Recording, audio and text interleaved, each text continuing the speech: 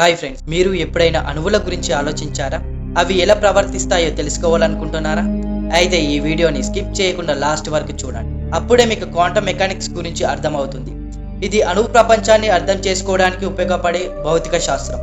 Quantum mechanics కొంచెం క్లిష్టంగా ఉంటుంది, కానీ ఈ వీడియోలో దాని బేసిక్ కాన్సెప్ట్స్ తెలుసుకుందాం. క్వాంటం మెకానిక్స్ ప్రకారం ఒక అణువు ఒకే సమయంలో రెండు స్థానాలలో ఉండే అవకాశం ఉంది. ఇది మనకు కొంచెం అన్బిలీవబుల్ గా అనిపించవచ్చు, కానీ ఇదే క్వాంటం ప్రపంచం యొక్క విచిత్రత. క్వాంటం మెకానిక్స్ కి కొన్ని ప్రధానమైన సూత్రాలు ఉన్నాయి, వాటి గురించి తెలుసుకుందాం. క్వాంటైజేషన్ లో ఎనర్జీ నిరంతరం ఒకే పరిణామంలో ఉండదు. దానికి నిర్దిష్ట స్థాయిలు ఉంటాయి. వేవ్ పార్టికల్ డ్యువాలిటీలో అణువులు కణాలుగా మరియు తరంగాలు లాగా కూడా ప్రవర్తించగలవు. అనిశ్చిత సూత్రం, దీని ప్రకారం ఒకే సమయంలో ఒక అణువు యొక్క స్థానం మరియు దాని గతిని పూర్తి ఖచ్చితత్వంలో చెప్పలేము. ఇక ఇప్పుడు క్వాంటం మెకానిక్స్ యొక్క అనువర్తనాల గురించి మాట్లాడుకుందాం. క్వాంటం మెకానిక్స్ చాలా క్లిష్టమైన థియరీ అయినప్పటికీ మన రోజువారీ జీవితంలో చాలా ముఖ్యమైన పాత్ర పోషిస్తుంది. ఇప్పుడు అవి ఏవో వాటి గురించి మాట్లాడుకుందాం. Number 1, lasers. క్వాంటం మెకానిక్స్ లో ఒక ముఖ్యమైన సూత్రం ఉంది, స్టిమ్యులేటెడ్ ఎమిషన్. దీన్ని తెలుగులో ప్రేరిత ఉద్గమనం అని పిలుస్తాము. దీని ఆధారంగానే లేజర్లు పనిచేస్తాయి. ఇప్పుడు దీని గురించి ఇంకా లోతుగా మాట్లాడుకుందాం. What is stimulated emission?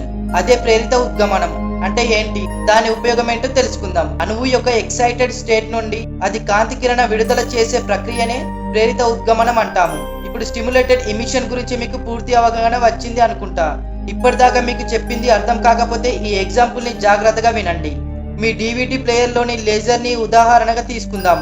Laser diode లోని అరుణస్తవర్ణ పదార్థం కాంతిని గ్రహించి ఎక్సైటెడ్ స్టేజ్ కి చేరుకుంటుంది. ఆ తర్వాత లేజర్ డయోడ్ ద్వారా వెళ్తున్న మరొక కాంతి కిరణం దానిని ప్రేరేపించి అదే ఫ్రీక్వెన్సీ మరియు దిశ కలిగిన మరొక కాంతి కిరణాన్ని విడుదల చేయడానికి కారణమవుతుంది. ఇలా చాలా కాంతి కిరణాలు ఉత్పత్తి అయ్యి ఒకే దిశలో కేంద్రీకృతమై బలమైన లేజర్ కిరణంగా మారుతాయి. డివిడి డిస్క్ మీద ఉన్న డిజిటల్ డేటాని చదవడానికి ఈ లేజర్ కిరణాన్ని ఉపయోగిస్తారు. ఇక నెంబర్ 2, ట్రాన్సిస్టర్లు మరియు క్వాంటం మెకానిక్స్. మన రోజువారీ జీవితంలో ఉపయోగించే స్మార్ట్ ఫోన్లు, ల్యాప్టాప్లు, టీవీలు వంటి ఎలక్ట్రానిక్ పరికరాలన్నీ ట్రాన్సిస్టర్లపై ఆధారపడి ఉంటాయి. ఇంత ముఖ్యమైన ట్రాన్సిస్టర్లు పనిచేయడానికి కూడా క్వాంటం మెకానిక్స్ సూత్రం అవసరం. ఇక ఈ కాన్సెప్ట్ గురించి డీప్ గా వెళ్తే మీరు తప్పకుండా స్కిప్ చేస్తారు కనుక కొన్ని డివైసెస్ గురించి చెప్పాను కాబట్టి మీకు ముందే అర్థం అవ్వవచ్చు. ఇక క్వాంటం మెకానిక్స్ గురించి ఈ వీడియోలో కొన్ని బేసిక్ కాన్సెప్ట్స్ నేర్చుకున్నాం.